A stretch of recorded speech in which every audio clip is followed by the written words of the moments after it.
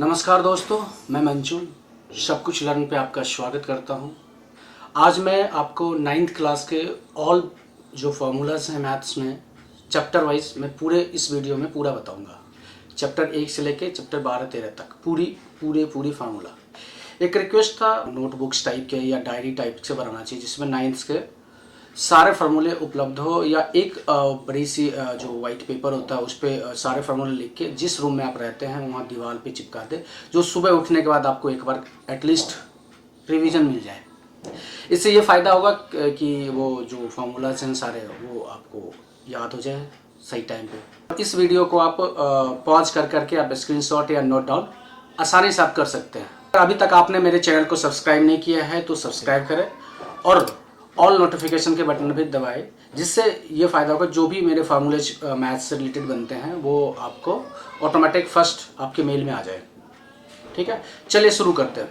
9th class का जो first chapter है वो नंबर सिस्टम होता है। हालांकि नंबर सिस्टम में कोई फार्मूलाज नहीं होता है, ये नंबर सिस्टम है।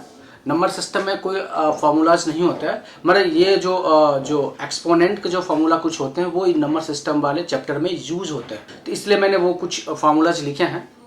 a to the power p into a to the power q equal to क्या होता है a to the power p plus q। अगर बेस सेम है, ये बेस होता है और ये पावर होता है।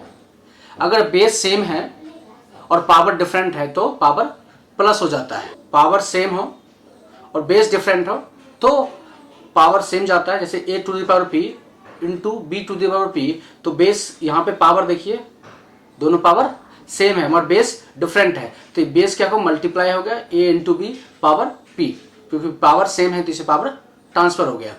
ठीक है, चलते दूसरा फार्मूला पे। दूसरा क्या है a to the power p बटे a to the power q। यहाँ पे देखिए क्या है कि बेस दोनों का सेम है, a है, पावर डिफरेंस है p और q और ये डिवीजन में है तो क्या होगा माइनस में होगा। मल्टीप्लीकेशन हो तो प्लस में होगा और डिवीजन हो तो माइनस में होगा। a to the power p minus q, जो नीचे नॉमिनेटर होता है वो माइनस में जाता है, नॉमिनेटर माइनस में हर्ष में जाता है। ठीक है, डिनोमिनेटर माइनस में होता है और नॉमिनेटर p लेफ्ट में रहता है। ठीक है, प्लस में रहता है। ठीक है, चलते हैं next formula. a to the power p into power q। a पर पावर p है इंटू q है तो क्या हो जाएगा, पावर बेस 1 है, एक ही है तो बेस आ जाएगा और पावर मल्टीप्लाई में है तो पावर मल्टीप्लाई में चला जाएगा। ठीक है, इसके पावर होल पावर पे पावर है तो ये दोनों मल्टीप्लाई हो जाएगा। ठीक है, अब ये मैंने बता रखा है आपको, अगर पावर सेम है और बेस डिफरेंट है तो क्या होगा, दोनों बेस को मल्टीप्लाई करेंगे और पावर ट्रांसफर हो जाएगा। ठीक है, अब आते हैं नेक्स्ट फॉर्मूला। नेक्स्ट क्या है, a पर पावर माइनस p है, a पर पावर माइनस p है तो क्या करेंगे 1 by A power p, minus में चला जाता तो 1 बटे में जाता है। ठीक है, और सबसे इंपॉर्टेंट फॉर्मूला है a टू दी पावर 0 है। अगर 0 होता है तो उसका वैल्यू 1 होता है और अगर a पर पावर 1 होता है तो उसका वैल्यू a होता है, मतलब जो बेस होता है वही सेम हो जाता है। और a पर पावर अगर 0 होता है तो उसका जो वैल्यू होता है ये 1 हो जाता है। ये टोटल फॉर्मूलाज हैं जो नंबर सिस्टम वाले चैप्टर में यूज होते हैं। आप कुछ पुराने जो रिवाइज कर लेते हैं नंबर सिस्टम होता क्या उस पर मैं बताता हूँ थोड़ा सा। तो ये ब्रीफ नहीं है, स्मॉल डिस्क्राइब है। देखिए मैंने ऑलरेडी एक चार्ट बनाया है, ये चार्ट है और चार्ट बना के आपको जल्दी से रिमेंबर हो जाता है, इसलिए चार्ट बनाना चाहिए आपको। ठीक है, ये नंबर सिस्टम है, ये जिसको नंबर बोलते हैं। इसका पहला जो नंबर होता है नेचुरल नंबर होता है, ये नेचुरल नंबर है जिसको n से डिनोट करते हैं और ये होता है 1 2 3 4, ये रिवीजन है सिर्फ। ठीक है, दूसरा नंबर होता है होल नंबर जिसका जो स्टार्टिंग होता है जीरो से होता है, वो 0 1 2 3 इंक्लूडिंग 0 प्लस नेचुरल नंबर बोल सकते हैं। ठीक है, तीसरा होता है इंटीजर। इंटीजर जो होता है दो पार्ट का होता है, एक पॉजिटिव इंटीजर और एक नेगेटिव इंटीजर। ठीक है, इंटीजर जेड से होता है, होल नंबर डब्ल्यू से होता है। ठीक है, पॉजिटिव इंटीजर में क्या होता है 1 2 3 4 5 6 7 8 9 10 जो नेचुरल नंबर होता है। ठीक है, और नेगेटिव इंटीजर में जस्ट अपोजिट होता है नेचुरल नंबर का। ठीक है, -1 -2 -3 और डॉट डॉट डॉट आगे जाता है।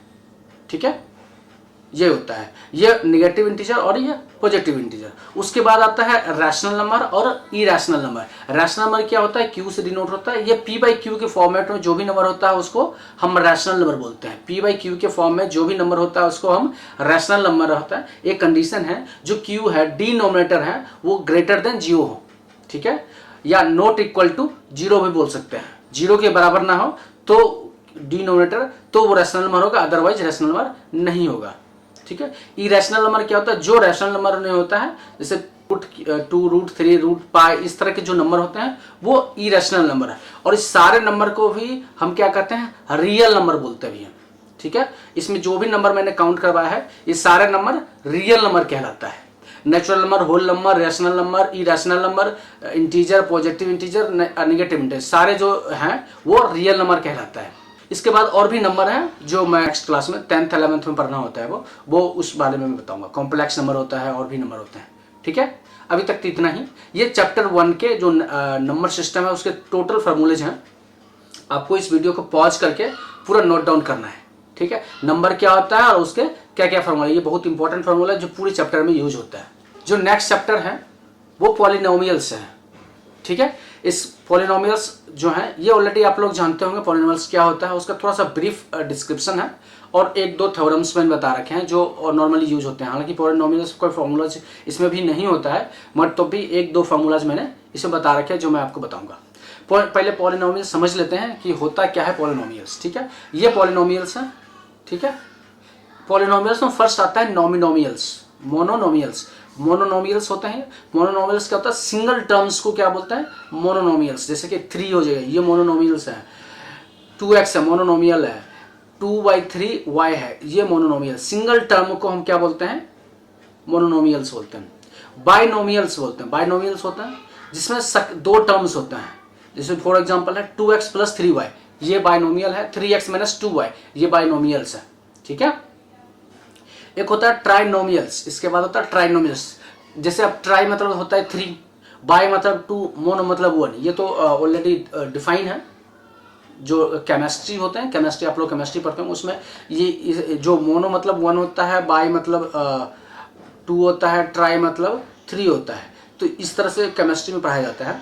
तो वही सेम ये 3 टर्म ऑलरेडी केमिस्ट्री से उठा के मैथ में लाया गया है, ठीक है। ट्राइनोमियल मतलब 3 टर्म होते हैं। इसमें देखिए कितने टर्म है, 3 टर्म, 1 2 3 टर्म्स, ठीक है।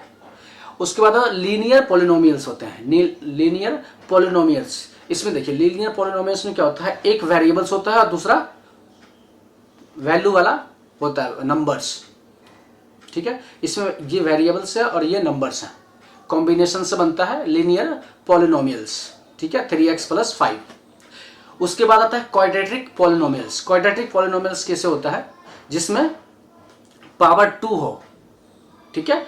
ax² + bx + c को हम क्या बोलते हैं, क्वाड्रेटिक पॉलिनोमियल्स। इसको कभी कभी क्वाड्रेटिक इक्वेशन भी बोलते हैं, ठीक है, मगर वो पॉलिनोमियल्स होते हैं, इक्वेशन भी, ठीक है। आगे चलते हैं। आगे क्या है, क्यूबिक पॉलिनोमियल्स। क्यूबिक पॉलिनोमियल्स क्या होता है, जो पावर होता है वो सिर्फ डिफाइन होता है, 3 होता है। क्वाड्रेटिक में पावर होता है 2 और क्यूबिक में पावर होता है 3, ठीक है। पावर सिर्फ अलग होता है, x³ + 4x² + 5, इसको क्या बोलते हैं, क्यूबिक पॉलिनोमियल्स। उसके बाद सेकेंडरी आता है, इसके बाद जस्ट लास्ट वन होता है बाइक्वाड्रिक पॉलिनोमियल्स। क्वाड्रिक पॉलिनोमियल्स मैंने पढ़ रखा है। बाइक्वाड्रिक पॉलिनोमियल्स क्या होता है, बाइक्वाड्रिक मतलब ax² जिसका पावर 2 हो, बाई मतलब 2 बार मल्टीप्लाई कर तो ax² पावर 4 हो गया, ये x पावर 4 है, तो ये बाइक्वाड्रिक पॉलिनोमियल्स हो गया, ठीक है। x पावर 4 + 5x³ + 2x² + 3, इसको कहते हैं बाइक्वाड्रिक पॉलिनोमियल्स, ठीक है। इसके अब 2 थ्योरम्स आते हैं, रिमाइंडर थ्योरम्स और फैक्टर थ्योरम्स, ठीक है। रिमाइंडर थ्योरम और फैक्टर थ्योरम्स। अब रिमाइंडर थ्योरम किसको कहते हैं, देखिए रिमाइंडर थ्योरम किसको कहते हैं, px होता है, पॉलिनोमियल्स को डिफाइन करते हैं px को। px is a polynomial of a degree greater than या इक्वल टू 1, ठीक है। And px is divided by the expressions. Expressions क्या है, x - a, इसको क्या बोलते हैं, expressions. Then the remainder will be pa। जैसे फॉर एग्जांपल ये हो गया, ये होता है x माइनस ए एक्सप्रेशन है और पी एक्स पोलिनोमियल। इसको अगर हम डिवाइड करेंगे तो ये डिवाइड करने में बहुत लंबा प्रोसेस जाएगा। इसके लिए शॉर्ट प्रोसेस क्या है, ए एक्स इक्वल टू 0, तो एक्स इक्वल टू ए, अगर पी ए एक्स की जगह पी पे वैल्यू पुट करेंगे तो पी ए हो गया पोलिनोमियल। अगर इसमें कोई रिमाइंडर बचता है तो उसको रिमाइंडर थ्योरम बचता है, और रिमाइंडर नहीं बचता है तो उसको क्या कहते हैं, factor theorems. If x minus a is the factor of the polynomials p x, then p a equal to 0, ठीक है, या p a equal to 0, x minus a is the factor of the polynomials p x, ठीक है। अगर reminder कुछ बचता है तो उसको रिमाइंडर थ्योरम बोलते हैं, और रिमाइंडर नहीं बचता है, अगर पूरी डिवाइड हो जाता है, 0 बचता है, तो उसको हम फैक्टर थ्योरम कहते हैं। तो चैप्टर 2 को भी पॉज करके आराम से नोट डाउन कर सकते हैं, ठीक है। क्या है चैप्टर 3, कोऑर्डिनेट ज्योमेट्री, ठीक है। इसमें थोड़ा सा फॉर्मूलाज हैं, मैं आपको बता देता हूं इंपॉर्टेंट फॉर्मूलाज क्या हैं। Equation of line, equation of line क्या होता है, equation of a x plus b y plus c equal to 0। Equation of line का फॉर्मूला क्या होता है, a x plus b y plus c equal to 0। Equation of circle क्या होता है, x square plus y square equal to r square. R क्या है, radius होता है, आर क्या है, रेडियस होता है, ठीक है। X square plus y square equal to r square, ठीक है। इक्वेशन ऑफ पैराबोला क्या होता है, y square equal to 4ax, y square equal to 4ax को हम क्या बोलते हैं, इक्वेशन ऑफ पैराबोला। उसके बाद आता है इक्वेशन ऑफ एलिप्स। एलिप्स का क्या होता है, एक्स स्क्वायर बटे ए स्क्वायर वाई स्क्वायर बटे बी स्क्वायर इक्वल टू 1, ठीक है। ये होता है एलिप्स का फॉर्मूला, ठीक है। X square by a square plus y square by b square equal to 1 होता है, तो उसको कहते हैं ellipse formula, equation of ellipse, ठीक है। इक्वेशन ऑफ हाइपरबोला क्या होता है, x square by a square minus x y square by b square equal to 1। इसमें देखिए एलिप्स में प्लस होता है और हाइपरबोला में माइनस होता है, ठीक है। उसका डिस्टेंस फार्मूला है, इसमें कोऑर्डिनेट ज्योमेट्री में डिस्टेंस फार्मूला है। उसमें देखिए root over x2 minus x1 का whole square plus y2 minus y1 का होल स्क्वायर को क्या बोलते हैं, डिस्टेंस फार्मूला d, ठीक है। कोऑर्डिनेट ज्योमेट्री में ये यूज होता है, ठीक है। अब एंगल बिटवीन टू लाइन, दो लाइन के बीच में जो एंगल बनता है उसका क्या फॉर्मूला होता है, 10 to the power 1 minus 1 bracket m2 minus m1 divide by 1 plus m1 into m2, ये होता है, ठीक है। ये होता है एंगल बिटवीन टू लाइंस के बीच में। हालांकि ये फार्मूला बहुत कम यूज होता है, हालांकि तब भी आपको याद करना चाहिए, 10th में और 11th में यूज होगा। अब क्वाड्रेंट में चलते हैं। क्वाड्रेंट अगर एक्स एक्सिस पे हो या एक्स कोऑर्डिनेट पे हो या वाई कोऑर्डिनेट पे हो, उसका क्या वैल्यू होता है, फर्स्ट क्वाड्रेंट होता है प्लस एक्स एक्सिस पे, ठीक है, और दूसरा वाई पे भी प्लस होता है, ठीक है। सेकेंड क्वाड्रेंट होता है माइनस एक्स एक्सिस पे और वाई एक्सिस पे भी प्लस होता है, ठीक है। थर्ड क्वाड्रेंट होता है एक्स एक्सिस पे माइनस और वाई पे माइनस। फोर्थ क्वाड्रेंट होता है एक्स एक्सिस पे प्लस और वाई पे माइनस, ठीक है। ये आपको याद रखना, रिमेंबर याद होनी चाहिए, तभी आपका कोऑर्डिनेट ज्योमेट्री का जो प्रॉब्लम है सॉल्व आसानी से हो पाएगा।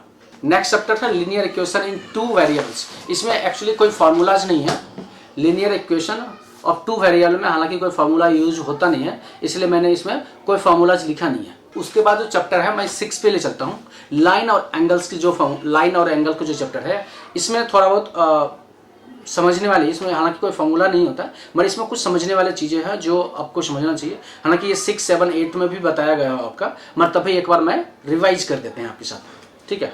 एंगल्स में आ जाते हैं, एंगल्स में आ जाते हैं एक्यूट एंगल, आपको पता ही होगा, जो 0 से लेकर 90 के बीच में जो एंगल होता है उसको हम बोलते हैं एक्यूट एंगल। जैसे सपोज मैं यहाँ पे एंगल बना लूँ, ऑलरेडी बना रखा है मैंने, सपोज ये एंगल है, ठीक है, ठीक है। तो ये सपोज ये 90 डिग्री का एंगल होगा, जिसको हम राइट एंगल कहते हैं। 90 डिग्री के एंगल को हम कहते हैं राइट एंगल, ठीक है। ये 90 डिग्री का होगा, ये राइट एंगल। और इससे छोटा और इससे बड़ा, 0 से बड़ा और 90 से छोटा जितने भी एंगल होगा वो होगा एक्यूट एंगल, ठीक है।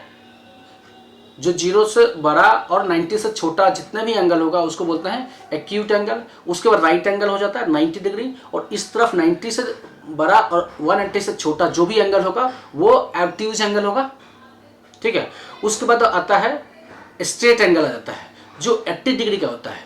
पहले एक्यूट एंगल जो 90 से छोटा होता है, 0 से बड़ा होता है। एक्यूट एंगल जो 90 डिग्री का होता है उसको राइट एंगल, जो 90 से बड़ा होता है 180 से छोटा उसको ऑब्ट्यूज एंगल जो 180 डिग्री का होता है उसको स्ट्रेट एंगल बोलते हैं। और जो 180 से बड़ा और 360 से छोटा एंगल होता है उसको रिफ्लेक्स एंगल बोलते हैं, रिफ्लेक्स एंगल। ठीक है। और जो कंप्लीट एंगल क्या होता है, वो जो 360 डिग्री के एंगल्स होते हैं, ये वाले एंगल को हम क्या बोलते हैं, 360 डिग्री, उसको बोलते हैं कंप्लीट एंगल। ऑलरेडी आता होगा इसलिए मैं सिर्फ रिवाइज कर दिया मैंने आपको। अब चलते हैं एंगल, दूसरे डिफरेंट टाइप के और भी एंगल्स होते हैं, उस टाइप के एंगल पर चलते हैं। अब आते हैं कॉम्प्लीमेंट्री एंगल्स। कॉम्प्लीमेंट्री एंगल्स किसको बोलते हैं?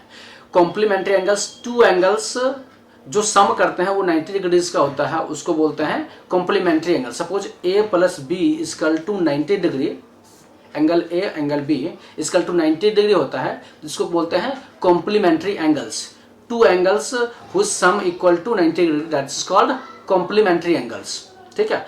अब आता है सप्लीमेंट्री एंगल्स। सप्लीमेंट्री एंगल में क्या होता है, two angles whose sum equal to 180 degrees, angle a plus angle b equal to 180 degree, that is called supplementary angles. ठीक है। उसके बाद आता है वर्टिकली अपोजिट एंगल्स। क्या होता है vertical opposite angles? If two lines intersect with each others then vertical opposite angles one equal. जैसे सपोज ये दोनों वर्टिकल एंगल्स, ये एंगल और ये एंगल इक्वल होते हैं, और ये एंगल और ये एंगल इक्वल होते हैं, तो इसको क्या बोलते हैं, verticals angles, opposite angles, vertical opposite angles. इसके बाद और भी इसके फॉर्मूलाज हैं, मैं आपको बताता हूं। Transversal cross the parallel lines. Suppose दो पैरेलल लाइंस, ये पैरेलल, इसका क्रॉस करेंगे एक लाइंस को, transversals cross the parallel lines है, इसमें बहुत सारे एंगल्स बनते हैं। ठीक है, उसके बारे में है ये पे। ठीक है, पहला क्या बनता है, देखिए पहला, each pair of corresponding angles are equals. Corresponding angles equal होते हैं 1, 8, 2, 5, 4, 7, 3, 6, 1, 8, 2, 5, 4, 7, 3, 6। तो ये वाले जो एंगल थे, ये वाले एंगल के बराबर होता है, और ये वाले एंगल्स के बराबर होते हैं। दूसरा क्या है इसमें point, each pair of alternate interior angles are equal. Interior angle कौन सा है, ये वाले इंटीरियर एंगल से 4 और 5, ये वाले क्रॉस वाली, ये वाली इधर वाली जो एंगल होते हैं वो इक्वल होते हैं। 3 और 8 भी इक्वल होते हैं, ये इसके इक्वल होंगे और ये इसके इक्वल होंगे, तो ये दोनों इक्वल हो जाते हैं ऑटोमेटिक। ठीक है। Each pair of interior angles on the same side of the transversals is supplementary.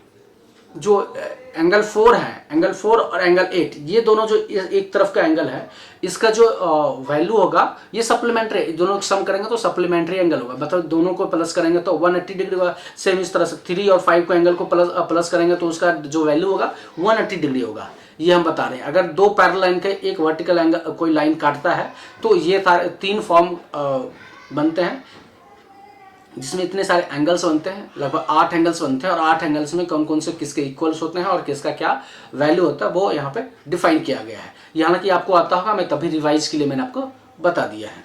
ठीक है, अब आगे चलते हैं। जो नेक्स्ट चैप्टर है, चैप्टर 7 ट्रायंगल्स। ट्रायंगल्स में बहुत सारे फार्मूलाज हैं जो मैं यहाँ पे ऑलरेडी बता रखा हूँ। आपको सिर्फ पॉज करना है और नोट डाउन करना है, और इसको अगर नोट डाउन नहीं कर सकते तो इस वीडियो को बार बार देखेंगे तो आपको याद हो जाएगा। ठीक है, चलते हैं। पहला, area of isosceles triangle. Area of isosceles triangle का क्या होता है, 1 = 1/2 BH। बी मतलब ब्रेथ और H मतलब हाइट। ठीक है, बी मतलब ब्रेथ और H मतलब हाइट। ठीक है। Altitude of N isosceles triangle, altitude निकालेंगे तो उसका हो जाएगा a² - b² / 4 √/। ठीक है, a मतलब जो साइड 1 और b मतलब साइड 2। ठीक है, इसको बोलते हैं पैरामीटर ऑफ आइसोसेलेस ट्रायंगल। क्या होता है, 2a + b। क्योंकि आइसोसेलेस ट्रायंगल आपको पता है क्या होता है, आइसोसेलेस ट्रायंगल वो ट्रायंगल होता है जिसके दो साइड्स इक्वल होते हैं, इसको क्या बोलते हैं, आइसोसेलेस ट्रायंगल। ठीक है, तो उसमें दो साइड इक्वल होते हैं, जैसे ये साइड और ये साइड, ये आइसोसेलेस ट्रायंगल है तो ये दोनों इक्वल हैं, इसको बोलते हैं आइसोसेलेस ट्रायंगल, तो इसका ये प्लस और ये प्लस करेंगे, 3 करेंगे, तो इसमें ए हो गया और ये बी हो गया, तो ये दोनों ए ही हो गया, तो 2a हो गया प्लस बी हो गया। पैरामीटर क्या होता है, तीनों ट्रायंगल का पैरामीटर तीनों साइड्स के जोड़ के जो वैल्यू होता है उसको पैरामीटर बोलते हैं। सिंपल सा लॉजिक है। अब आते हैं राइट एंगल ट्रायंगल का एरिया कैसे निकालते हैं। Area of right angle triangle इसका तो √1/2 BH, ठीक है। पैरामीटर इसमें क्या होता है 1a + b + c, सिंपल सा। सपोज a b c तीनों जोड़ देंगे तो पैरामीटर निकल जाएगा, ठीक है। एरिया ऑफ एस्केलिन ट्रायंगल, एस्केलिन ट्रायंगल का फॉर्मूला क्या निकालते हैं, √S S - B × S - C, तो ABC = side, number of name of side the side, और ये S होता है।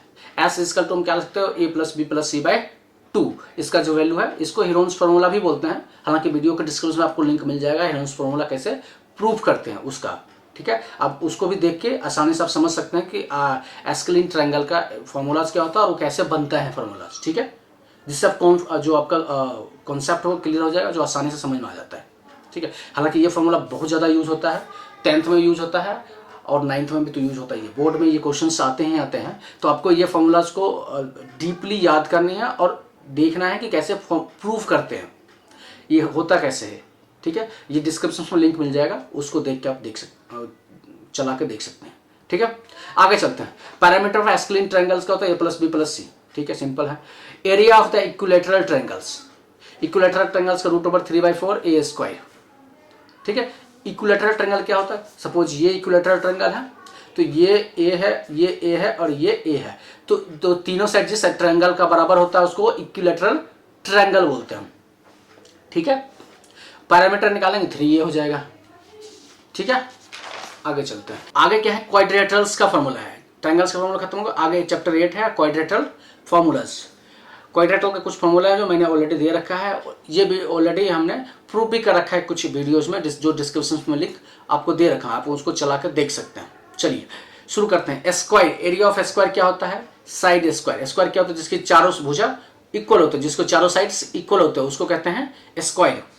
जैसे सपोज ये वाला स्क्वायर होता है ए, ठीक है। ये चारों साइड से इक्वल होता है, इसको कहते हैं स्क्वायर। और इसका जो एरिया ऑफ स्क्वायर निकालना होता है तो ए स्क्वायर भी बोल सकते हैं या साइड स्क्वायर भी बोलते हैं, ठीक है। अब एरिया ऑफ काइट होता है, काइट में क्या होता है, पतंग टाइप का, जो काइट मतलब पतंग होता है, इस तरह का जो होता है उसको कहते हैं काइट, ठीक है। अब इसमें एरिया ऑफ काइट निकालने हैं तो 1/2 डायगोनल 1, डायगोनल ये डायगोनल होता है और ये भी डायगोनल होता है, ठीक है। ये डायगोनल होता है तो डायगोनल 1 × डायगोनल 2 बोल सकते हैं। पैरामीटर ऑफ काइट निकालेंगे 2 × a + b, a मतलब साइड 1 और b मतलब साइड 2। एरिया ऑफ पैराबोलाज निकालते हैं तो इनका जो वैल्यू होता है a base × height, base × height को हम बोलते हैं area of parameter. Parameter of parabola होता है 2 × बेस + हाइट, ठीक है। एरिया ऑफ रेक्टेंगल्स, रेक्टेंगल्स का जो एरिया होता है वो लेंथ × ब्रेथ होता है, लेंथ × ब्रेथ होता है, ठीक है। पैरामीटर ऑफ रेक्टेंगल होता है 2 × लेंथ + ब्रेथ, ठीक है। जिसमें दो साइड इक्वल होता है उसको रेक्टेंगल बोलते हैं। सपोज ये वाला देखिए, ये रेक्टेंगल होता है, ये साइड इक्वल होता है और ये साइड्स इक्वल होता है, इसको रेक्टेंगल्स बोलते हैं, ठीक है। तो इसका जो एरिया होता है तो ये प्लस ये तो 2a और 2b भी बोल सकते हैं, ठीक है। अब एरिया ऑफ ट्रेपजॉइड क्या होता है, base 1 + base 2, base 1 + base 2 /2 × height, ठीक है। इसका एरिया ऑफ ट्रेपजॉइड निकालते हैं। अब ट्रेपजॉइड का जो पैरामीटर्स निकालते हैं a1 + b a2 a1 + a2 + a3 + a4, जो चारों साइड्स का जो सम होता है वो पैरामीटर ऑफ ट्रेपजॉइड होता है। 9-10 फार्मूलेज हैं वो क्वाड्रिलेटरल में यूज होते हैं, आपको याद कर लेना चाहिए या पॉज करके आप इसको नोट डाउन कर सकते हैं, या ये नहीं तो वीडियो को बार बार देख सकते हैं जिससे आपको याद हो जाए, ठीक है। चलते हैं नेक्स्ट चैप्टर पर। नेक्स्ट चैप्टर क्या है, area of parabolas and triangles. हालांकि ये मैंने आपको पहले चैप्टर में थोड़ा बहुत बता रखा है, ट्रायंगल्स का भी फॉर्मूला बता रखा है, पैराबोलास के भी फॉर्मूलाज बता रखा है। चलो इसमें भी, इस चैप्टर में भी मैं डिस्कस कर देते हैं, ठीक है। अब area parabolas to breadth + height मैंने बता रखा है b × height. Parameter of parabolas 2 × b + h, ठीक है।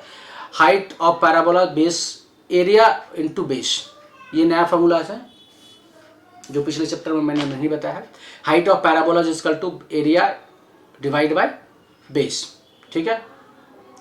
अब पैराबोलाज में क्या होता है, डायगोनल 1 का होल स्क्वायर इस प्लस डायगोनल 2 का होल स्क्वायर इसकल टू होता है 2 इंटू साइड 1 का होल स्क्वायर प्लस साइड 2 का स्क्वायर, ठीक है। डायगोनल 1 का स्क्वायर प्लस डायगोनल 2 का स्क्वायर इसकल टू होता है 2 इंटू साइड 1 का स्क्वायर प्लस साइड 2 का स्क्वायर, ठीक है।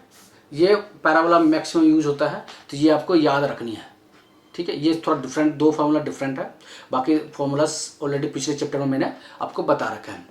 अब एरिया ऑफ ट्रायंगल्स क्या होता है, 1/2 ए बी, ए मतलब ए साइड 1, बी मतलब base. Parameter of triangle a plus b plus c, ठीक है।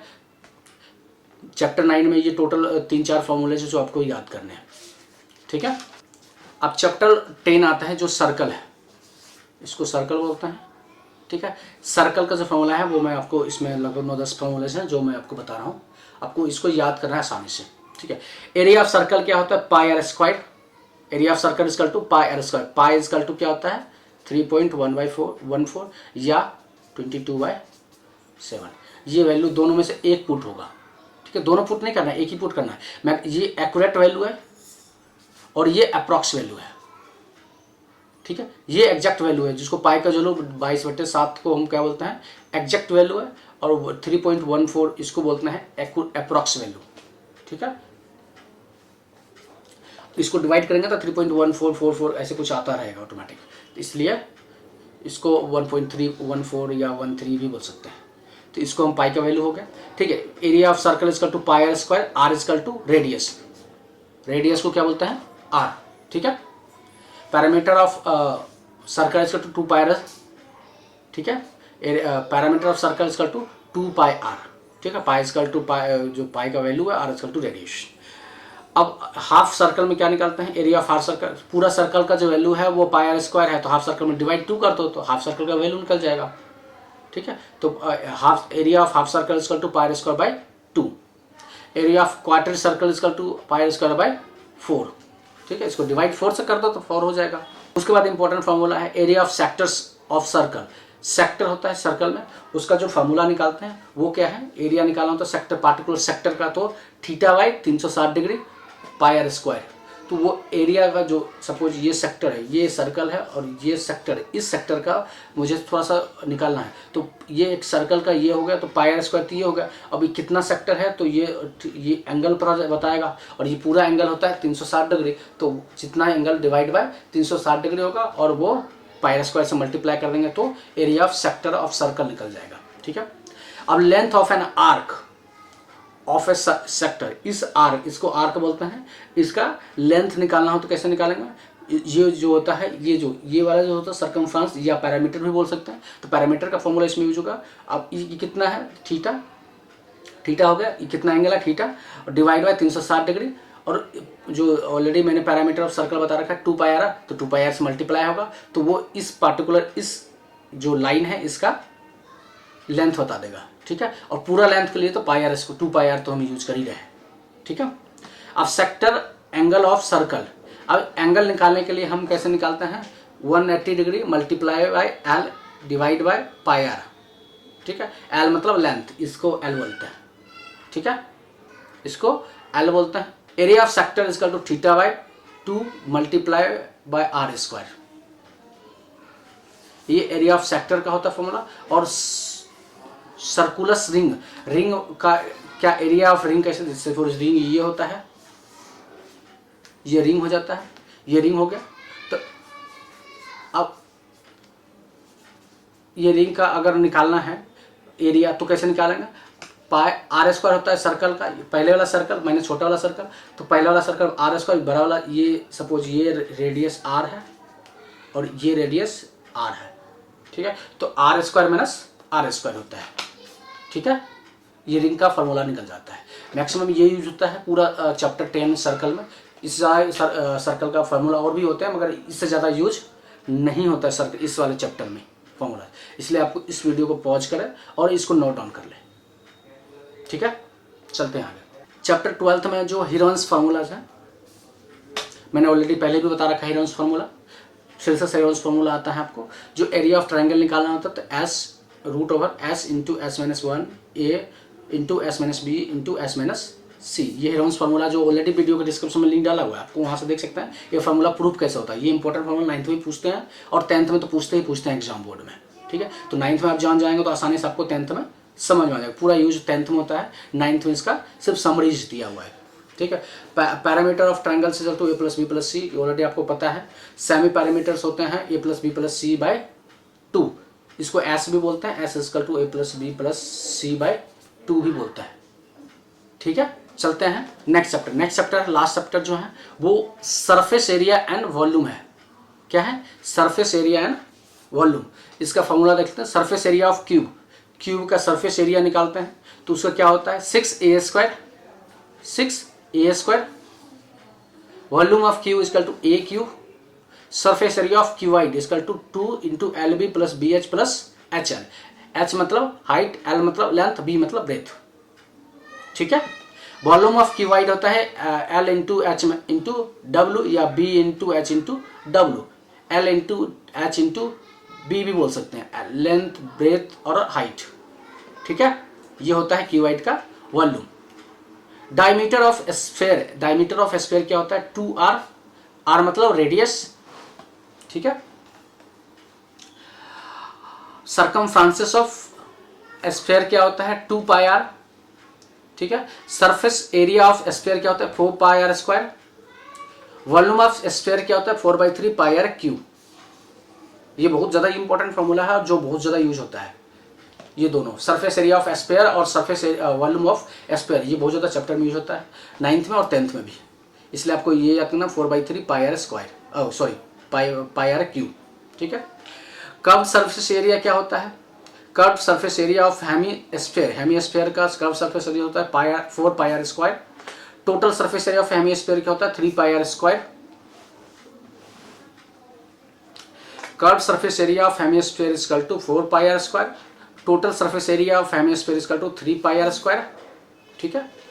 Volume of hemisphere 2/3 pi r cube, ठीक है। Curve surface area of cylinder, ये भी इंपॉर्टेंट फॉर्मूला जो बहुत ज़्यादा यूज होता है। Curve surface area of cylinder is equal to 2 pi r h, ठीक है।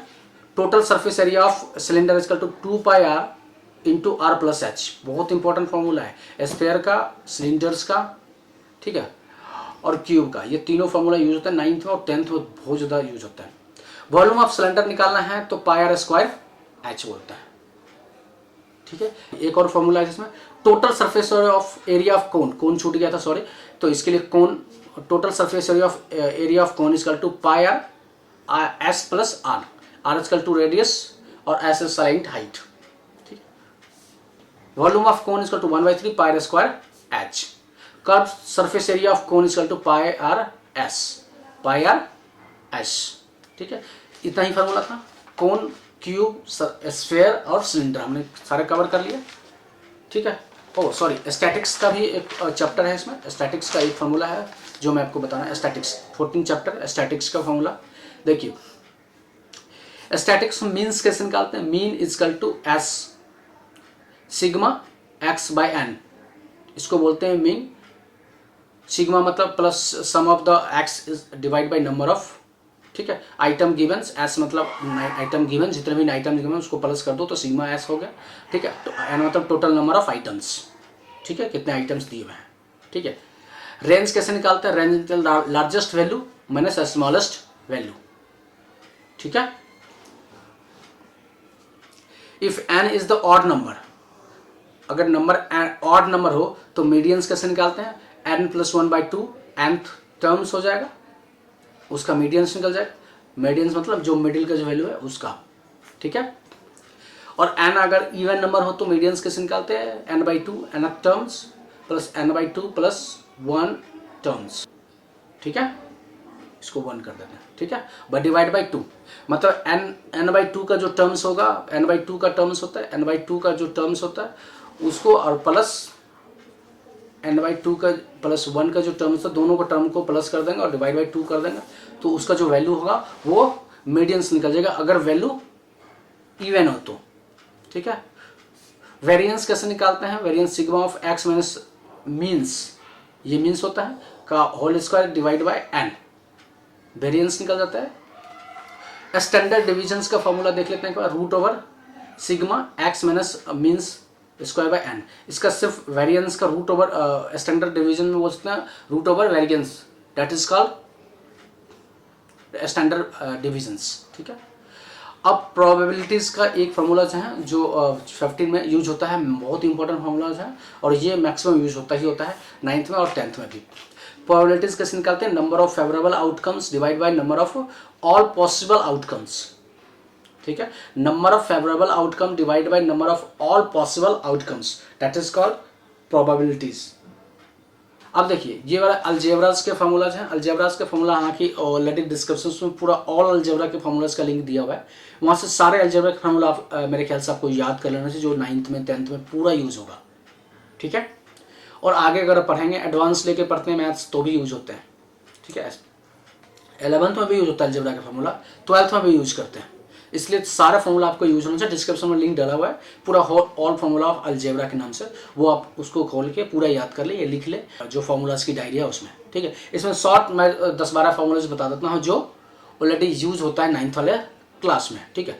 ए प्लस बी का whole square equal to a square plus 2ab plus b square, ये आपको जानते हैं बच्चे का फॉर्मूला है। ए माइनस बी का whole square equal to a square minus 2ab plus b square, ये भी बच्चे का फॉर्मूला है। A plus b into a minus b equal to a square minus b square, ठीक है। x plus a into x plus b equal to क्या होता है? X square plus a plus b into x plus a b. X plus a into x minus b equal to x square plus a minus b into x minus a b. यहाँ पे change किया हुआ, यहाँ plus तो plus आ गया, minus तो minus आ गया। X minus a into x minus b equal to क्या होगा? X square minus a plus b into x plus a b, ठीक है। ए प्लस बी का होल क्यू क्या होता है? A cube minus b cube, a cube plus b cube plus 3ab into a plus b, ठीक है। ये already हमने प्रूफ भी कर रखा है कैसे होता है, वो ऑलरेडी वीडियो के डिस्क्रिप्शन में लिंक में डाल रखा हूँ, प्रूफ देख सकते हैं आप कि कैसे प्रूफ किया जाता है।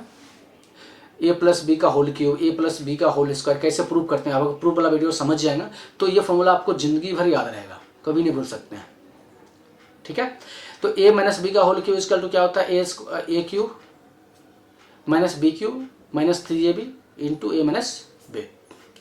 X plus y plus z का होल स्क्वायर इक्वल टू, अब 3 वेरिएबल्स हो गए, x plus y plus z का whole square equal to x square plus y square plus z square plus 2xy plus 2yz plus 2xz, ठीक है। अब इसमें minus लगा दिया, अब वो सेम ही है, अगर इसमें प्लस माइनस करते जाए तो इसका वेरिएबल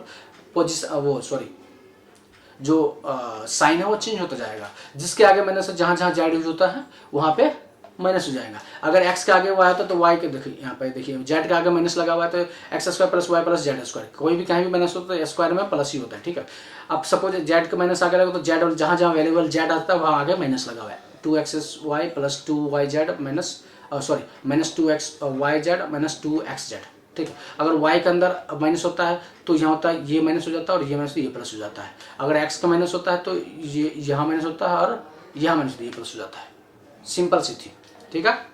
तो ये आपको याद करना है, टेक्निक्स भी और फॉर्मूला जो है। ये 9th चैप्टर का जो क्लास 9th क्लास का लास्ट फॉर्मूला है, ये फॉर्मूला आपको याद हो जाता है तो 9th जो क्लास है उसमें जो मैथ्स के पूरी बुक है उसमें कोई प्रॉब्लम ऐसा नहीं होगा जो सॉल्व आप नहीं कर सकते हैं, आसानी से सॉल्व कर सकते हैं। जो नेक्स्ट वीडियो में मैं बताऊंगा वो सिंगल वीडियो होगा जो 9th के मैथ्स के सारे प्रॉब्लम को सॉल्व करके मैं बताऊंगा, ठीक है। तब तक के लिए आप मेरे चैनल को सब्सक्राइब करें और लाइक करें। इस वीडियो में अगर कोई भी प्रॉब्लम लगे, दिक्कत लगे या वॉइस से कुछ भी फॉर्मूलाज में प्रॉब्लम है तो जरूर कमेंट करके बताएं, ठीक है। आपका कमेंट का इंतजार आएगा और वीडियो को अपने फ्रेंड सर्कल में जरूर शेयर करें, ठीक है। चलिए, थैंक यू, बाय बाय।